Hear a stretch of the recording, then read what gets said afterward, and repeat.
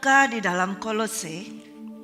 Ya, kita buka dalam Kolose 1. Ya, kita buka dalam Kolose 1. Ayat yang ke-13.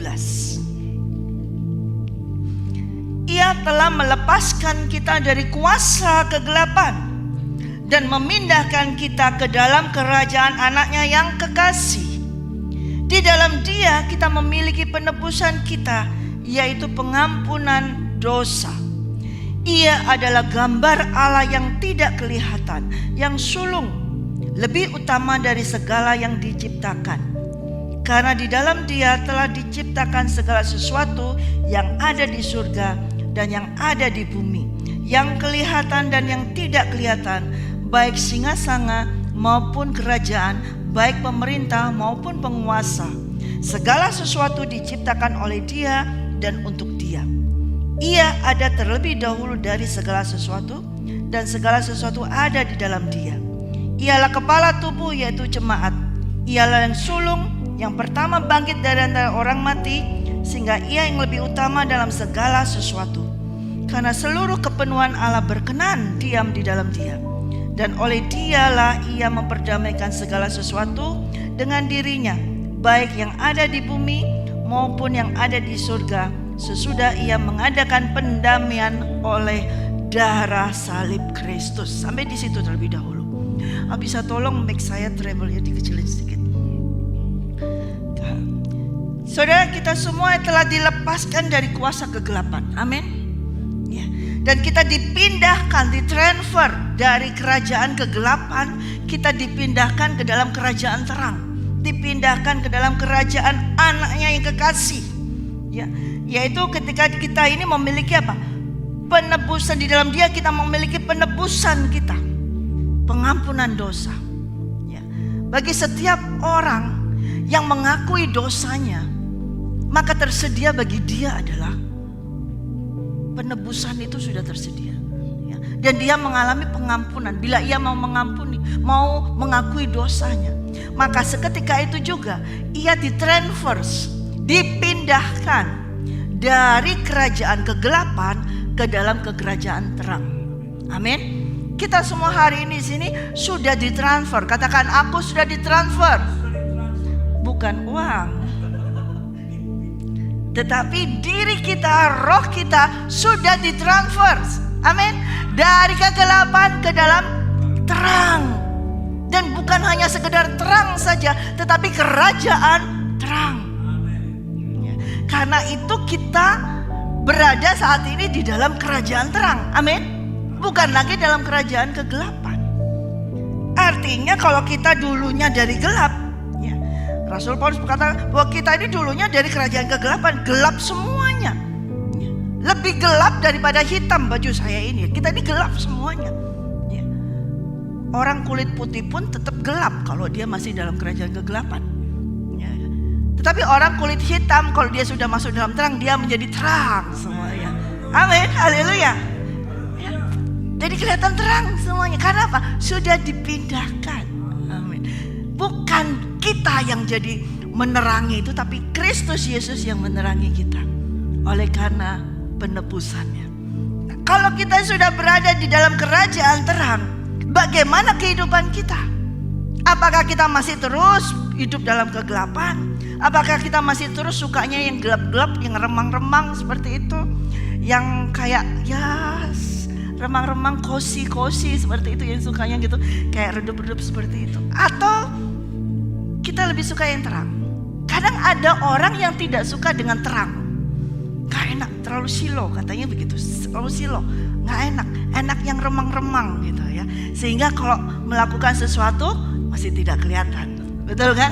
Kalau ngambil-ngambil di bawah gitu ya, seperti ngambil permen gitu, tidak kelihatan semua. Ya cuman bunyi kresek-kresek gitu ya kan. Tapi tidak kelihatan waktu makan semuanya. Coba ini gedung ini kalau diterangin semua pasti ketahuan deh ya. Tapi gedung di menara ini tidak remang-remang, cukup terang. Amin. Bagaimana kita? Apakah kita masih suka hidup dalam kegelapan? Kalau kita masih suka hidup dalam kegelapan, maka kita tidak akan menerima segala kepenuhan daripada Kristus tersebut. Apa yang dia sudah sediakan di kerajaan terang itu, kita tidak akan bisa mengalaminya. Kita tidak akan bisa mendapat seluruh kepenuhan tersebut. Ya, tapi itu hanya diberikan kepada orang yang sudah dipindahkan. Kita lanjut dalam Kolose 2.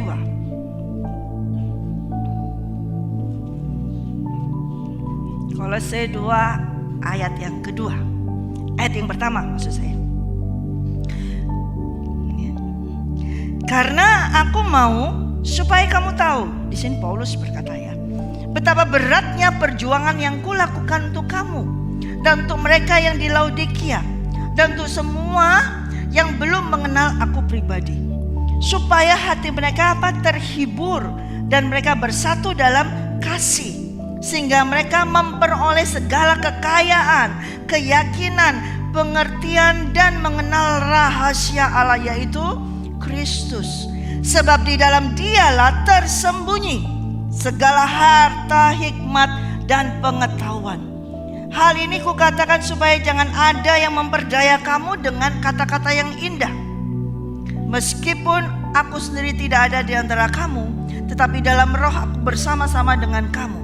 Dan aku melihat dengan sukacita tertib hidupmu dan keteguhan imanmu dalam Kristus. Sampai di situ dulu, sebab supaya hati mereka terhibur dan mereka bersatu di dalam kasih, sehingga mereka memperoleh segala kekayaan, keyakinan, pengertian dan rahasia kerajaan Allah, yaitu Yesus Kristus. Kita yang sudah dipindahkan dari kerajaan kegelapan kepada kerajaan terang, yaitu Yesus Kristus. Kepada kita diberikan apa? Segala kekayaan, keyakinan, pengertian untuk mengenal rahasia daripada Tuhan Allah Bapa. Siapa? Yaitu Yesus Kristus. Ya, jadi kalau kita dipindahkan, bukan berarti kita ini langsung dapat semuanya.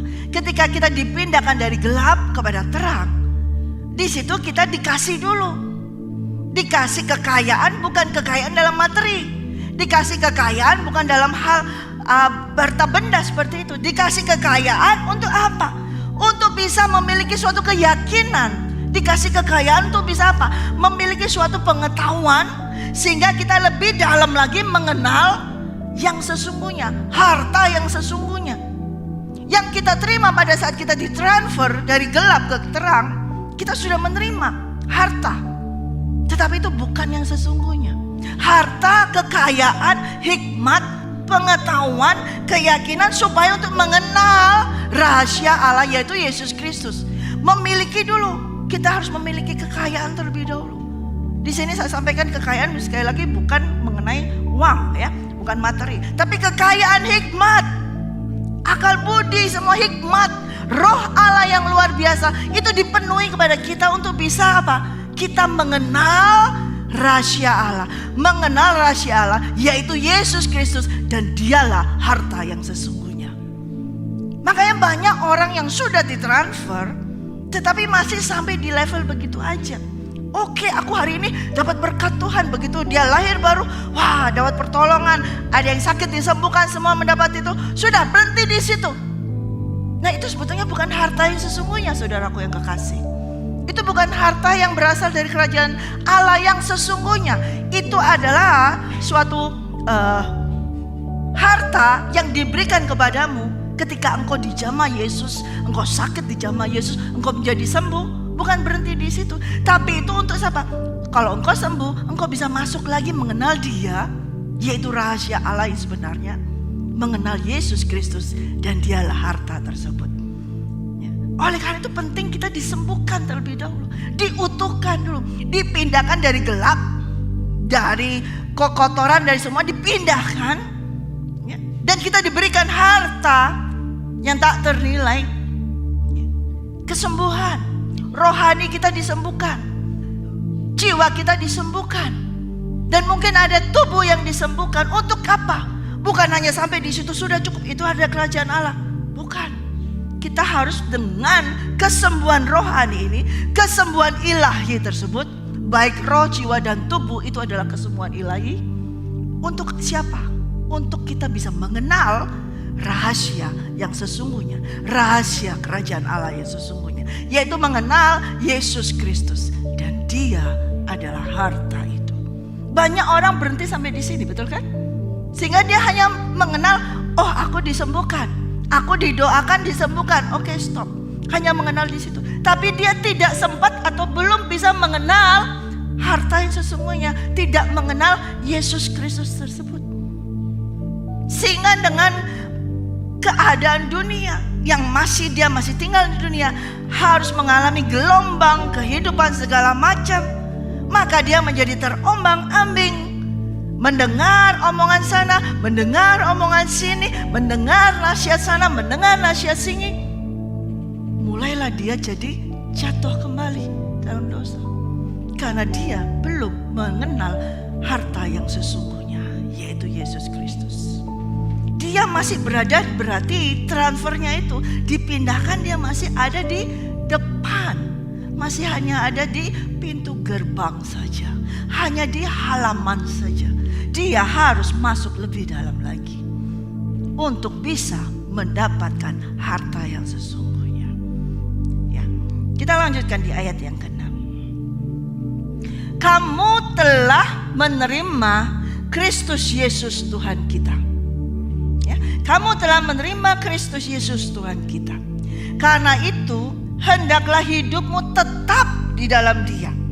Ya, kamu telah menerima Kristus Yesus Tuhan kita. Ya, karena itu hendaklah hidupmu tetap di dalam Dia. Hendaklah kamu berakar di dalam Dia dan dibangun di dalam Dia. Ya. Hendaklah kamu bertambah teguh dalam iman yang telah diajarkan kepadamu. Dan hendaklah hatimu melimpah dengan syukur. Ya. Hati-hatilah supaya jangan ada orang yang menawan kamu dengan filsafatnya yang kosong dan palsu, menurut ajaran turun-temurun dan roh-roh dunia, tetapi tidak menurut Kristus. Sebab dalam Dialah berdiam secara jasmani seluruh kepenuhan Allah. Dan kamu telah dipenuhi dalam Dia. Dialah kepala semua pemerintah dan penguasa. Sampai situ dulu. Kamu telah menerima Kristus Yesus Tuhan kita. Katakan amin. Kita semua sudah menerima Tuhan Yesus Kristus. Ya. Karena itu kalau kita sudah menerima Yesus Kristus, kita harus selalu tetap di dalam Dia. Ya. Kita harus selalu tetap di dalam Dia. Artinya tetap di dalam Dia itu selalu mengikuti gaya hidupnya Dia. Selalu mengikuti geraknya Dia. Bagaimana tutur katanya Dia, bagaimana tingkah, bagaimana bertingkahnya Dia, atau bagaimana sikapnya Dia, gaya hidupnya harus mengikuti Yesus Kristus. Kita harus selalu tetap berada di dalam Dia. Dan lebih lagi hendaklah kamu berakar, saudara, berakar di dalam Dia dan dibangun di atas Dia. Ya. Kalau kita tidak berakar, akar itu tahu ya saudara, tanaman itu dia akan terus merambat ke bawah. Semakin besar akar itu, semakin dalam dia. Dan semakin besar tidak akan muncul keluar, tapi semakin dalam, semakin ke bawah, semakin dalam. Kalau dia baru akar yang lembut itu masih di atas, dan itu gampang sekali dicabut. Tapi kalau akar itu semakin berakar, semakin berakar, semakin berakar, maka itu kalau pohon itu nggak akan gampang dicabut. Di dalam kehidupan kita, kalau kita sudah menerima Yesus Kristus, kita harus ada di dalam Dia, mengikuti gaya hidupnya, mengikuti segala sesuatu, pola pikirnya, apa yang Dia kehendaki, tutur katanya, gayanya, budayanya, harus kita ikuti terus. Dan semakin dalam berakar. Sehingga ketika ada badai, ada masalah, ada apapun yang mencoba mencabutnya, engkau berakar dalam di dalam Dia, engkau tidak akan bisa dicabut. Amin. Engkau tidak akan bisa dicabut. Dan dikatakan apa harta seperti apa tadi itu? Yaitu kepenuhan daripada Yesus Kristus. Hati-hatilah supaya jangan ada yang menawan kamu dengan filsafatnya yang kosong, palsu, menurut ajaran siapa?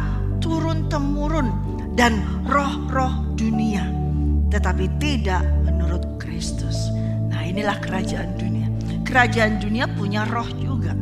Ya, mereka punya ajaran juga, mereka punya filsafat juga, mereka punya suatu kata-kata yang menawan, ya tetapi kosong, tidak ada artinya, tidak ada apa-apanya.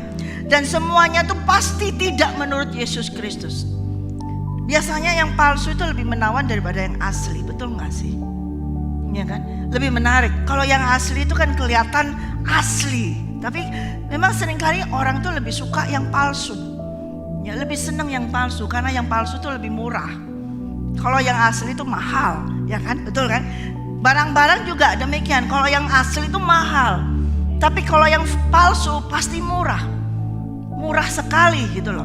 Bahkan yang sampai di bawah gitu, turun gitu. Mungkin ada yang, tapi ada juga katanya sekarang apa? KW1, KW2 begitu ya, seperti itu. Nah, tapi tetap palsu. Ya, tetap palsu. Tapi orang tetap kejar yang itu.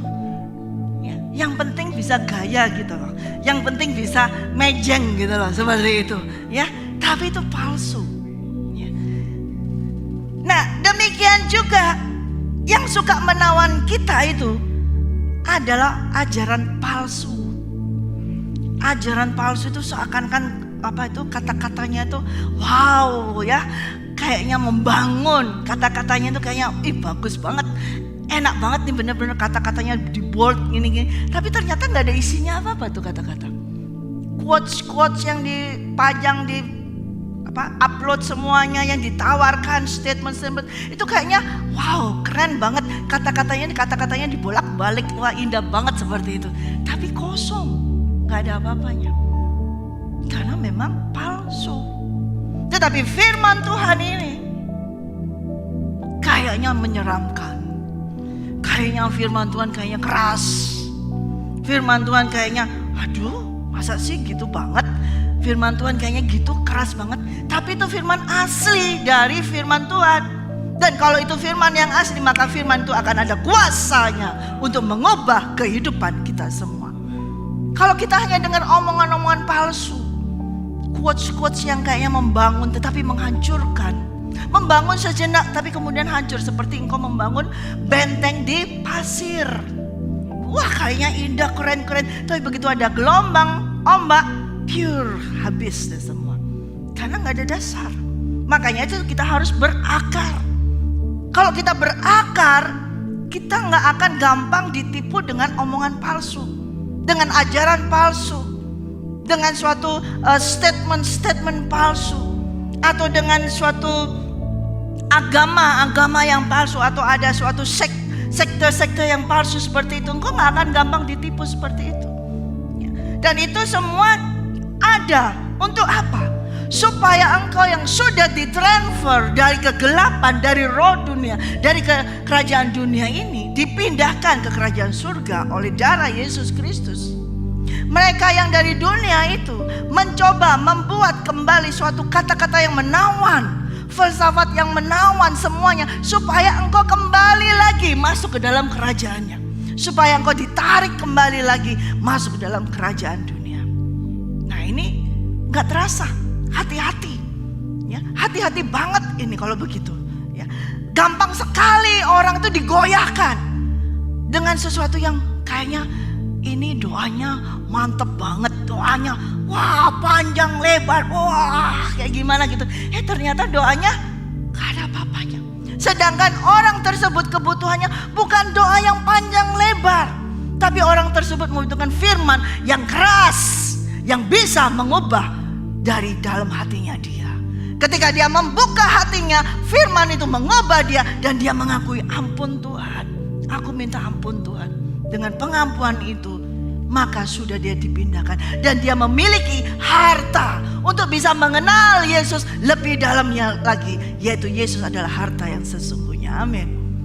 Banyak sekali hamba Tuhan ngasih kalau mendoakan itu panjang, lebar, omongannya tuh banyak sekali, indah betul ya Pak Pendeta ya. Begitu ya, diputar-putar begitu, diindah-indahkan seperti itu, dirohanikan seperti itu, padahal bukan rohani. Kalau kita mau mendoakan seseorang, kalau kita berasal dari kerajaan surga, kalau memang kita berasal dari kerajaan surga, itu cukup dengan singkat, padat. Karena raja itu sendiri akan bekerja. Roh Allah itu sendiri yang akan bekerja dengan sendirinya. Amin. Tidak perlu panjang lebar. Di situ kita mendapatkan apa di sini? Hati-hatilah, saya ulang lagi.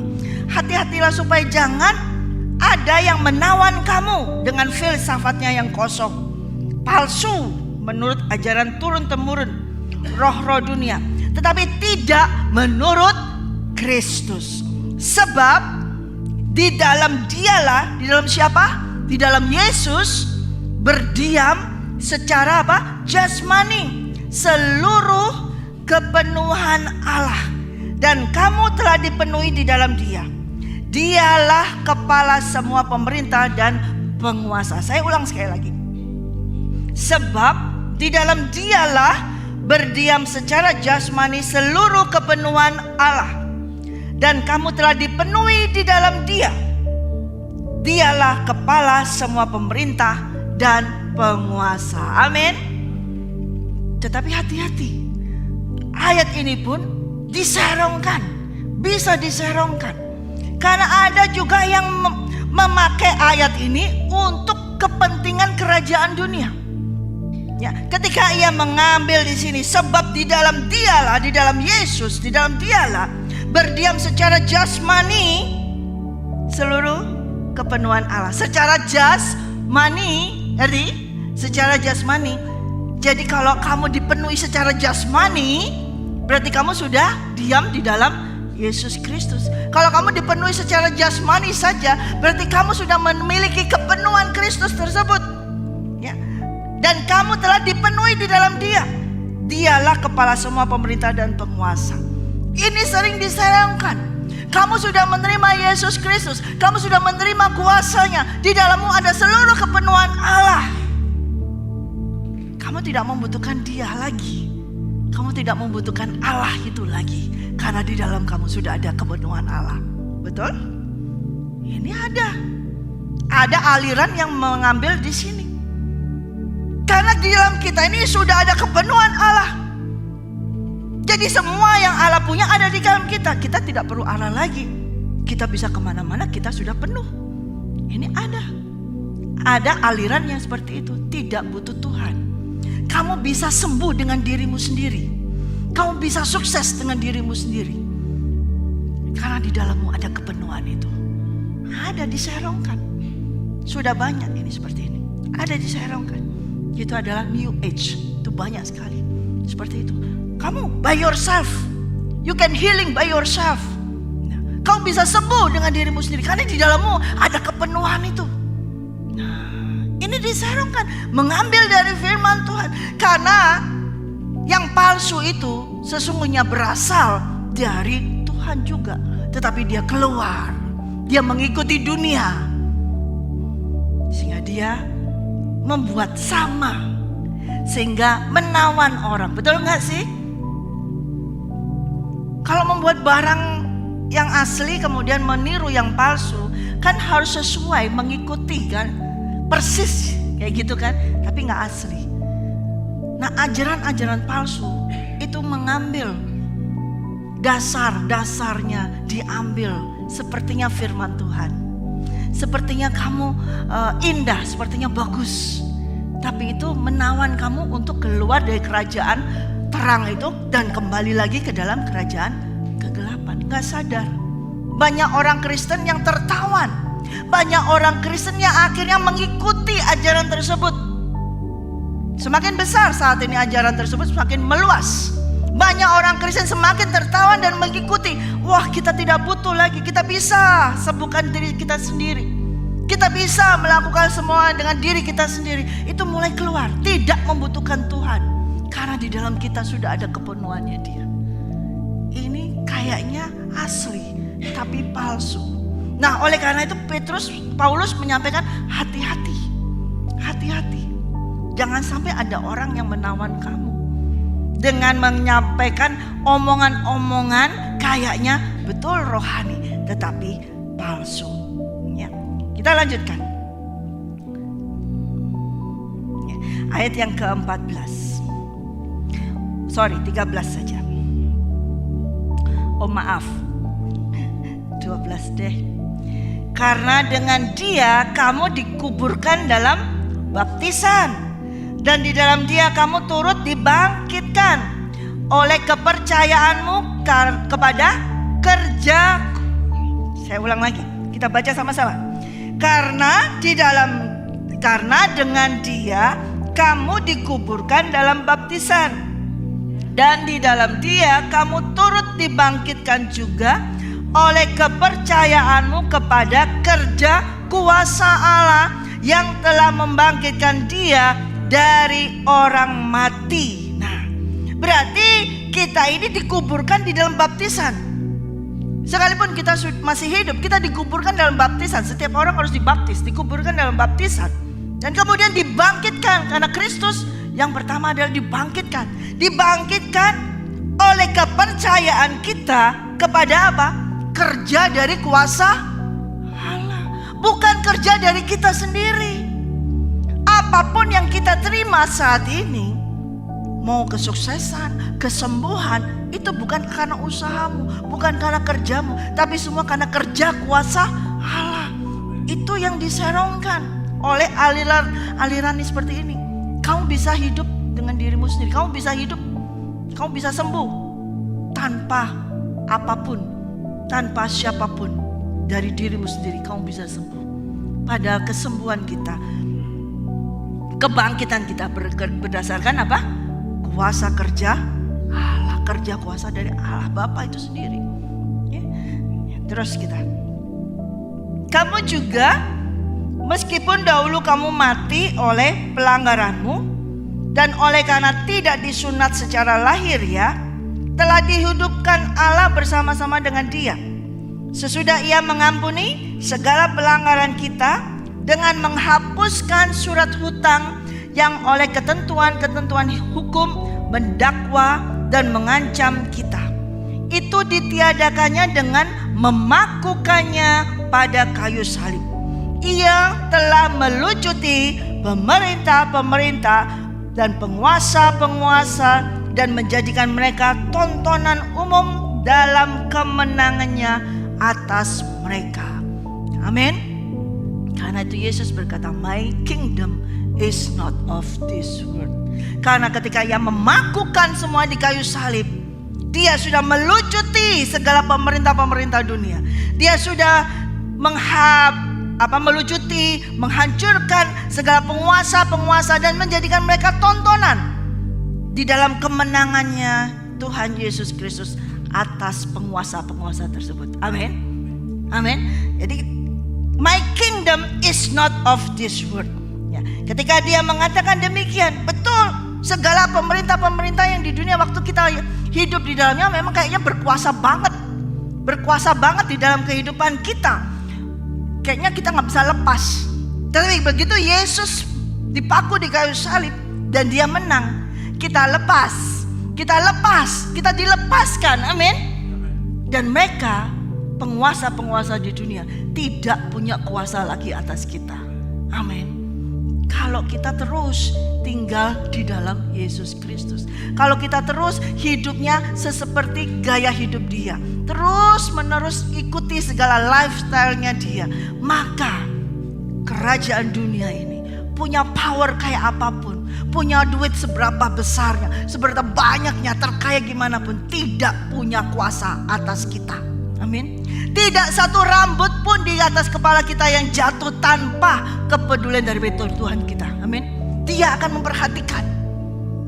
Oleh karena itu saudara, ketika Yesus berkata my kingdom is not of this world, itu berlaku juga untuk kita semua.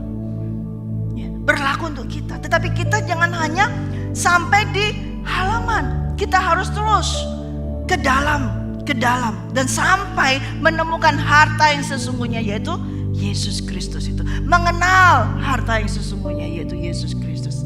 Amin. Saya loncat di Kolose 3. Kolose 3 ayat yang pertama.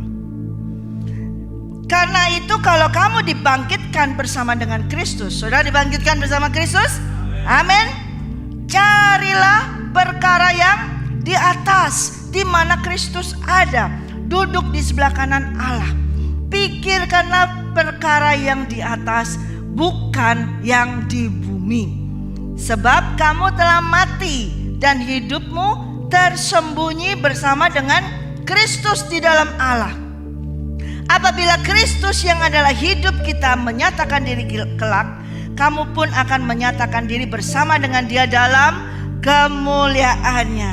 Karena itu, matikanlah dalam dirimu segala sesuatu yang duniawi, yaitu percabulan, kenajisan, hawa nafsu, nafsu jahat, dan juga keserakahan yang sama dengan penyembahan berhala. Semua itu mendatangkan apa? Murka Allah atas orang-orang durhaka. Dahulu kamu juga melakukan hal-hal itu ketika kamu hidup di dalamnya. Tetapi sekarang buanglah semuanya itu, yaitu marah, geram, kejahatan, fitnah, dan kata-kata kotor yang keluar dari mulutmu. Janganlah lagi kamu saling mendustai, karena kamu telah menanggalkan manusia lama serta kelakuannya, dan telah mengenakan manusia baru yang terus-menerus diperbaharui untuk memperoleh pengetahuan yang benar menurut gambar kaliknya. Dalam hal ini tiada lagi orang Yunani, orang Yahudi, orang bersunat, orang tak bersunat, orang barbar, orang Skit, budak atau orang merdeka, tetapi Kristus adalah semua dan di dalam segala sesuatu. Amin. Kalau kita sudah dibangkitkan, kita harus memikirkan perkara yang di atas. Nah, kalau kita masih memikirkan perkara yang di bumi ini, yang di bawah ini, di dunia ini, berarti kita belum dipindahkan dari kerajaan kegelapan ke dalam kerajaan terang. Kita masih berada di dalam kerajaan dunia. Sekalipun kita tinggal di bumi ini, tapi pikiran kita harus selalu memikirkan yang di atas. Pikiran Allah, pikiran yang dikehendaki Dia. Bukan kita memikirkan yang ada di bumi ini saja. Loh, bagaimana? Kita kan masih hidup di bumi. Masa kita gak memikirkan segala kebutuhan di sini? Masa kita gak memikirkan keluarga kita, anak-anak kita? Masa kita gak boleh memikirkan hal tersebut? Boleh saja, dan itu memang ya bisa, harus dipikirkan. Tetapi kalau engkau hidupnya hanya memikirkan hal itu saja, kamu lama-lama tertawan, tergeser dengan filsafat, dengan omongan-omongan dari dunia ini. Tetapi kalau kamu sudah dipindahkan dari gelap ke terang dan masuk di dalam kerajaan surga, dan kamu terus mengenal Yesus, semakin mengenal Yesus. Terus kamu hidup seperti Yesus, di dalam Yesus, dan terus mengenal Yesus. Mengenal Yesus, Dialah harta yang sesungguhnya. Maka Dia akan ada di dalam hati dan pikiranmu. Kamu memikirkan, Tuhan, apa sih yang Kau kehendaki? Apa yang Kau kehendaki untuk keluargaku? Apa yang Kau kehendaki untuk hidupku? Apa yang Kau kehendaki untuk sekarang ini? Apa yang Kau kehendaki untuk masa mudaku ini? Apa yang Kau kehendaki? Apa yang Kau kehendaki untuk masa tuaku ini? Apa yang Kau kehendaki, Tuhan? Kenapa aku mengalami sakit, mengalami masalah? Apa yang Kau kehendaki? Apa, Tuhan? Nah, itu kita memikirkan apa rencana Yesus, apa kehendak Tuhan. Tapi kalau kita hanya sampai supaya aku dapat jodoh, supaya aku dapat rumah baru, supaya aku dapat harta, supaya aku dapat pekerjaan nih. Kita hanya memikirkan secara duniawi. Dan itu semakin jauh daripada kerajaan surga. Dan semakin kita tertawan dengan hal-hal duniawi, semakin mudah kerajaan dunia itu menarik engkau kembali lagi. Kita gak mau kan? Kalau saya gak mau, saudara, saya sudah pernah berada di dalam kerajaan dunia. Amit-amit saya gak akan mau lagi ke situ, gak mau. Walaupun diiming-imingi yang wow seperti apa, gak akan mau. Walaupun dikasih ini nikmat loh, enak loh, ini dapat ini semua, free loh, dapat ini semua, dapat bonus segala macam semua. No, lebih enak di dalam kerajaan terang. Karena walaupun kelihatannya kita tidak memiliki apa-apa, kelihatannya kita tidak memiliki kekayaan apa-apa, tapi kita memiliki harta yang sesungguhnya. Kita memiliki harta sesungguhnya. Siapa? Yesus Kristus. Itu adalah harta yang sesungguhnya. Amin. Secara fisik, secara jasmani kita tidak memiliki. Kayaknya kok gak penuh, kok masih ada kekurangan, kok masih ini secara jasmani, kok masih kurang. Tetapi penting saudara, secara roh, bila engkau dipenuhi oleh Kristus Yesus, engkau adalah orang yang terkaya di seluruh dunia. Amin. Nah itu dengan demikian apa? Yesus berkata, my kingdom is not of this world. Jadi gaya hidupku, pola pikirku, sistemku, pemerintahanku bukan dari dunia ini. Tidak bisa dipalsu. Nah sekarang banyak yang palsu saudara, hati-hati ya, dengan pengajaran-pengajaran palsu, hati-hati. Dengan suatu statement-statement kata-kata dari hamba Tuhan yang kayaknya itu ringan banget, enak, wah ini benar-benar. Tapi hati-hati, itu gak ada apa-apanya. Karena itu di dalammu ada roh Allah. Engkau bisa menguji kembali setiap statement, setiap kata-kata yang dilontarkan oleh seorang hamba Tuhan. Ada tidak di firman Tuhan, ada tidak di sini. Amin. Karena hanya di dalam Yesuslah segala kepenuhan itu ada. Amin. Dan kita, kalau kita mau memiliki kepenuhan itu, kita harus masuk di dalam Yesus, baru kita bisa menerimanya. Dan kita tidak akan nampak lagi. Kalau kita masuk dalam Yesus, Dia yang penuh itu, maka kita menerima kepenuhan tersebut sehingga kita tidak nampak. Sehingga tidak ada lagi ego kita, sehingga tidak ada lagi hawa nafsu lagi, tidak ada lagi nafsu jahat, tidak ada lagi amarah, ya, tidak ada lagi iri hati, karena kita sudah masuk di dalam kepenuhan Yesus Kristus. Pribadi kita sudah hilang, yang ada adalah pribadi Yesus Kristus. Amin. Nah itu terus kita ini kan menjadi apa? Tadi dikatakan kita sudah menanggalkan manusia lama kita dan terus menerus mengenakan manusia baru yang bukan hanya aku udah pakai kok, aku udah hidup baru kok sekali, tapi apa? Terus menerus apa? Diperbarui untuk apa? Memperoleh pengetahuan yang benar menurut gambar kaliknya. Tidak cukup kita diperbarui sekali saudaraku. Setiap hari kita harus diperbarui. Katakan amin. Setiap hari kita diperbarui. Betul? Setiap hari. Gak hanya aku sudah lahir baru, berarti cukup. Diperbarui setiap hari. Setiap hari. Setiap hari. Ya toh, siapa yang bisa berkata aku sudah cukup mandi sehari sekali, seminggu gak akan mandi lagi, nanti minggu depan baru mandi lagi. Gak akan ada orang yang mau duduk sebelah kamu kalau gitu, ya kan? Pasti gak akan. Gak mungkin kita, aku sudah bersih kok pada saat aku mandi pertama, aku sudah gosoknya, mandinya selama 6 jam, aku mandi gitu, berarti aku gak perlu lagi mandi 6 hari. Gak mungkin ya kan? Jadi setiap hari kita harus apa? Diperbarui terus oleh Yesus Kristus, dipenuhi lagi oleh Roh Kudus, dipenuhi, dibersihkan, dimandikan terus oleh Rohnya, dimandikan terus oleh firman Tuhannya. Amin. Nah, kalau kita mengalami tersebut dalam kehidupan kita, maka kita bisa berani berkata, my kingdom is not of this world. Karena dengan demikian kerajaan dunia tidak akan bisa menjamah kita. Tapi kalau kita gak pernah mau mandi, kalau kita gak mau dimandikan dengan firman Tuhan, gampang ditarik, gampang diputer, gampang dikasih iming-iming segala macam, gampang. Setiap hari dimandiin firman Tuhan tuh ya ada enak gak ada enaknya. Ya sakit juga, digosok-gosok seperti itu. Pernah ingat cerita tentang Esther, dibersihkan seperti itu, sakit juga. Tapi kalau kita mau dibersihkan, dimandikan dengan firman, hari ini hamba Tuhan nyampaikan firman, aduh gak enak banget firmannya, nyakitin banget firmannya, nyentuh banget ke dosa. Kenapa sih dosa dibawa-bawa juga seperti itu?